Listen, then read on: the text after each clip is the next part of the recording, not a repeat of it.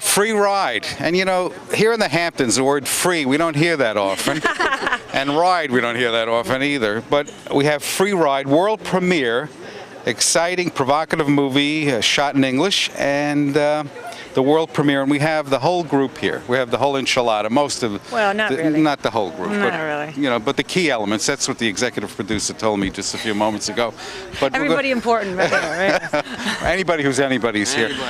And we'll start with the lady to my right, and she's going to give her name and basically... I'm Shauna Betts, and I'm the writer-director. And subject of this. Yes, it's Free Ride's based on my life story. My mom was a drug runner in the 70s, and it's about my sister and I growing up in the wake of her rise and ultimate fall through the drug trade. And Anna Paquin plays my mother.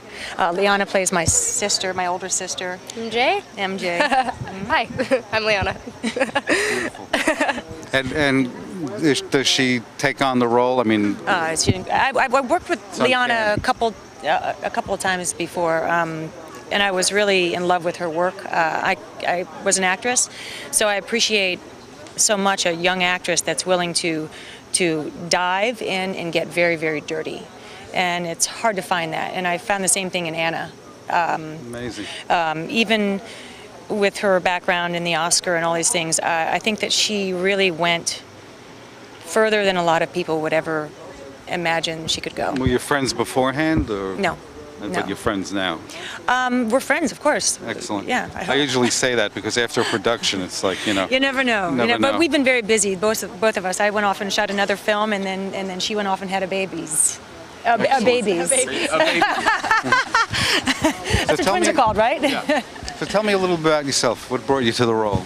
Well, I'd known Shauna for a couple years before we started filming. We did the film in 2011, right?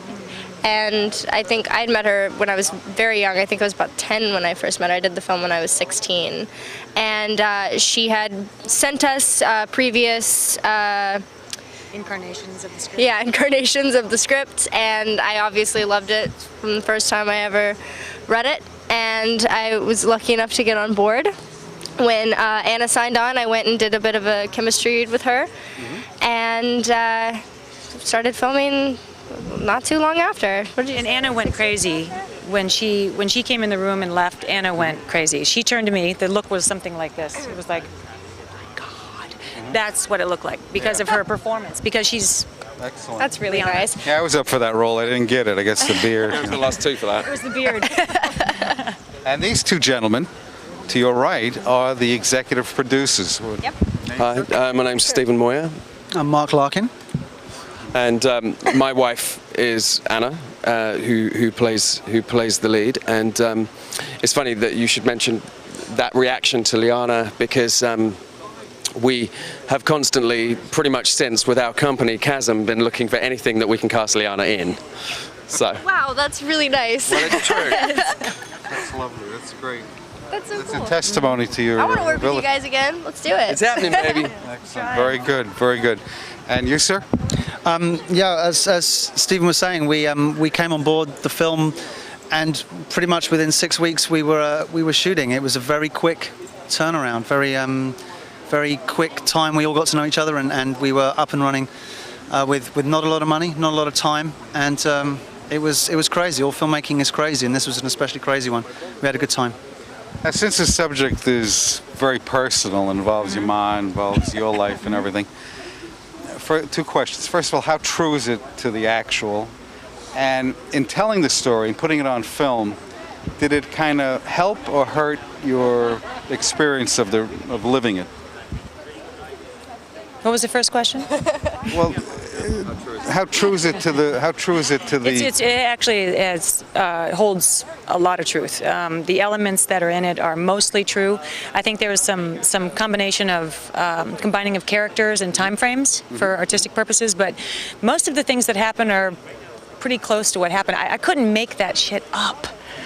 It was just so crazy how that world works. I really couldn't. I wouldn't be able to do that. And you survived it, despite. Yes. Well, that's one of the things that was really important for myself in the telling of this story was because it is my mother, and she was the one who made the mistakes, and she was a single mother, uneducated, and it was important for me to give a face to what the modern day drug dealer looks like, because it's not the dark guy with the hood anymore. It's not that. I work in a prison program with Tim Robbins through the Actors Gang in Los Angeles, and we go into women's prisons, and it's an inordinate percentage of women there for dealing drugs, single mothers dealing drugs. And I wanted to be able to demystify it, give it a face, and give it some humanity, because for me it's a very important subject that I'm a product of two parents that were in prison, the welfare system, Medicaid, and I think that in order to express those emotions, you have to have an education. You have to be able to express yourself. Right, and also you were able to find love within that chaos too. It's a love story. I wrote it as a love story, or a love letter to my sister, because she was older than myself. Liana plays the older sister, and she took the brunt of that lifestyle, and it allowed me to retain an innocence that I now use. It's my little toolbox that I'm able to go into, and I appreciated that so much growing up, and I felt so strongly that I wanted my sister to be able to watch herself in her own story and be able to emote, which is something that we don't do very well from Ohio. Now basically what's happening now, society, we're noticing everywhere, not only here on the East End and in Manhattan and Los Angeles, but almost an epidemic blast of heroin use among youngsters. People that, even within my own family, you have people that have like stable, well-balanced upbringings, they don't want for anything, but they end up getting involved in heroin. I mean, heavy-duty stuff. And it defies logic. And you say, what is it? What is it about it?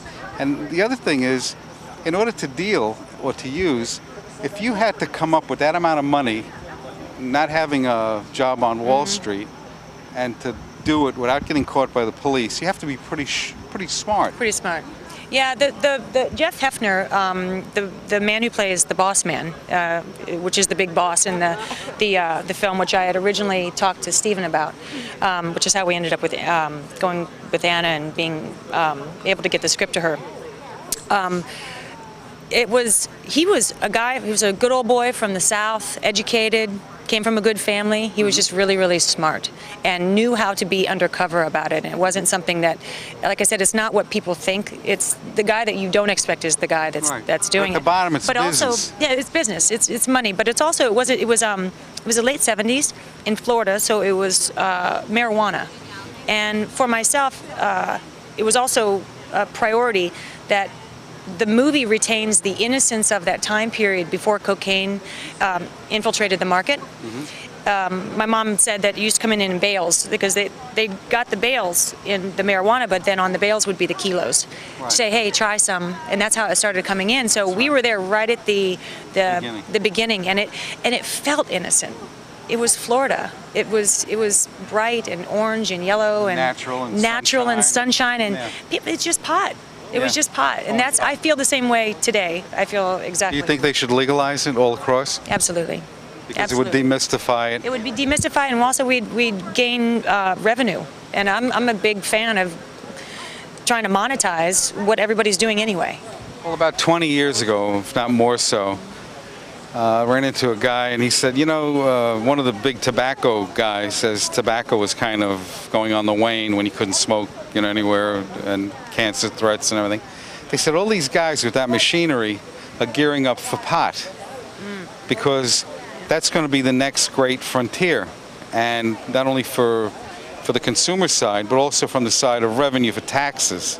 Yes. And you see it now in every state being legalized. The legal growers are making quite a nice fortune for themselves. Yes, they are. There's an entire market that's opening up. That it was on the cover of Fortune magazine. They were talking about it in particular. It wasn't necessarily the growing of it. It was the transportation. It was the consuming the devices that you use. It was the edibles. It was going into a lot of the infrastructure to actually distribute it, as opposed to. Again, I would much rather have something that I know is regulated than not.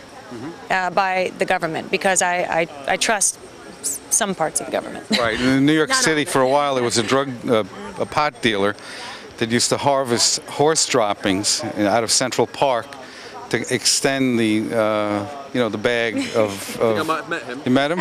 I think the only problem is after a couple of those joints, you felt like running around Hialeah. You know what I mean? But the whole idea is, this movie has to be seen. It's called Free Ride. I mean, look at the fantastic cast you have here, all these attractive people. These guys here, every dime they've invested in it, they deserve all the accolades and all the revenue that they can get from the movie. Is there a distributor?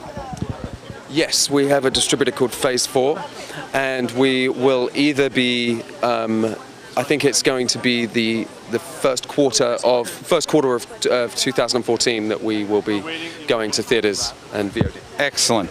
Well, and if there's a website, right, for the movie? There is not a website. Not a website. Facebook? There's not a Facebook There site. will be. There will be. Okay, all right. We're in the early. We just All right. got our distribution deal, so everything's the engine's starting to. And this Free Ride is a hard title, right? Yep. Yes. Okay. Free Ride, if you're here on the East End, the 11th, 9:15, East Hampton UA Theater. The 12th at 6:15 p.m. in good old Sag Harbor. Be on the lookout for it. And we highly recommend Free Ride, the world premiere here at the Hamptons International Film Festival. We welcome you guys, and good luck with the motion picture. Thank you for It's having terrific. us. Thank you. Thank you.